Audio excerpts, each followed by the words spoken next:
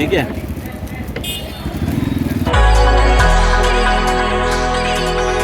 Hello everyone, welcome back to my YouTube channel. Miyam akhoi ngasi su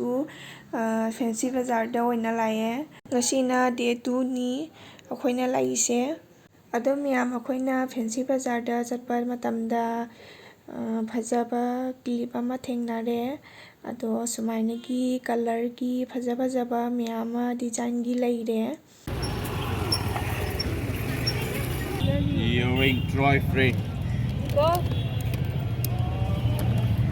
Fancy का फिर aina clip se phalaga ji niya ba asi se ठीक है phaba jabra aina kamaina phagani aina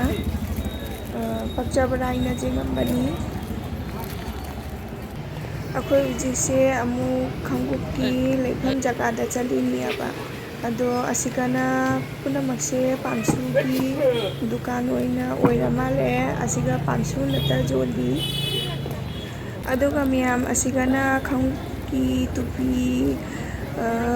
miyama sindel miyama su siga joli punamakse ado asiga koi uji changye tawdini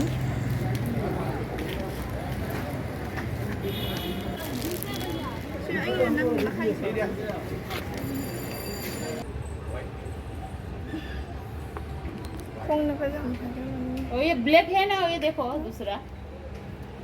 balloon वाला चाहिए ना लाएगा और लाना एक सेट हाँ भूलाना नहीं एक कस्टमर के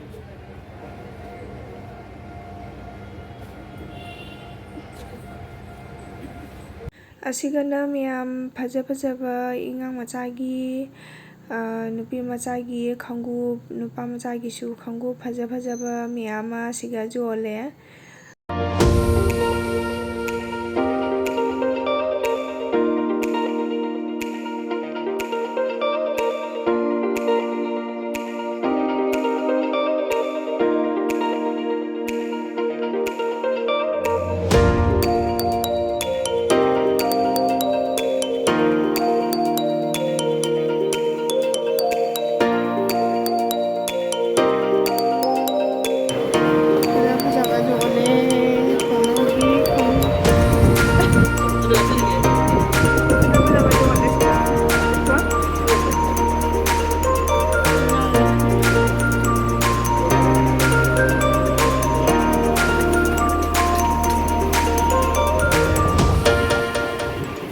asigasu nasom phajaba miyama jan na jole ado moise jamna su tangdaba mamalda dumpi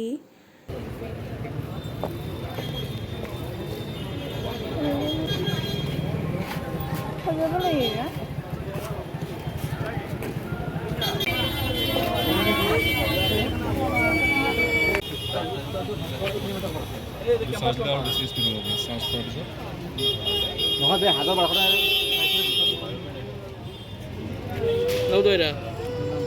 lâu xí nào giờ mới cái này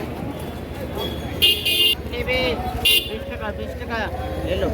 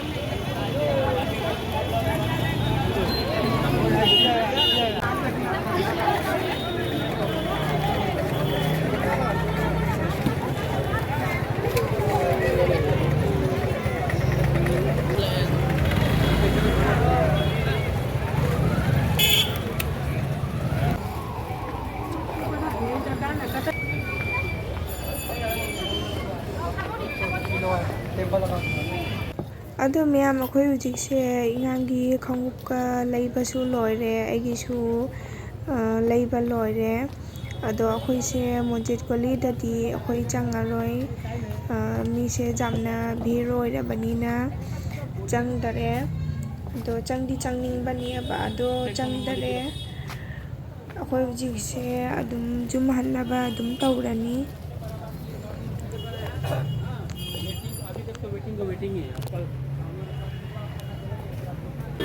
ꯑꯗꯣ ꯃꯤꯌꯥꯝ ꯑꯩꯈꯣꯏ ꯍꯧꯖꯤꯛꯁꯦ ꯄꯣꯠꯆꯩꯁꯤꯡꯁꯦ ꯂꯩꯕ ꯈꯣꯠꯄ ꯇꯧꯕꯗ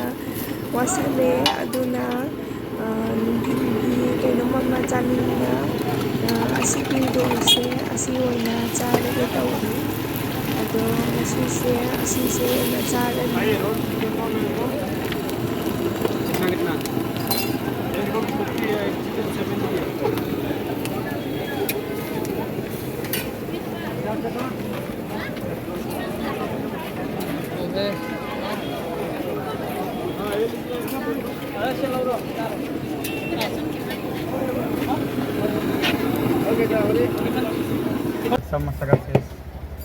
सब सिंपल ꯑꯗꯣ ꯃꯤꯌꯥꯝ ꯑꯩꯈꯣꯏ ꯍꯧꯖꯤꯛꯁꯦ ꯔꯣꯜꯁꯦ ꯆꯥꯕ ꯂꯣꯏꯔꯦ ꯑꯗꯨꯅ ꯂꯁꯤꯁꯦ ꯑꯃꯨꯛ ꯊꯛꯀꯦ ꯑꯩꯅ ꯇꯧꯔꯤꯅꯤ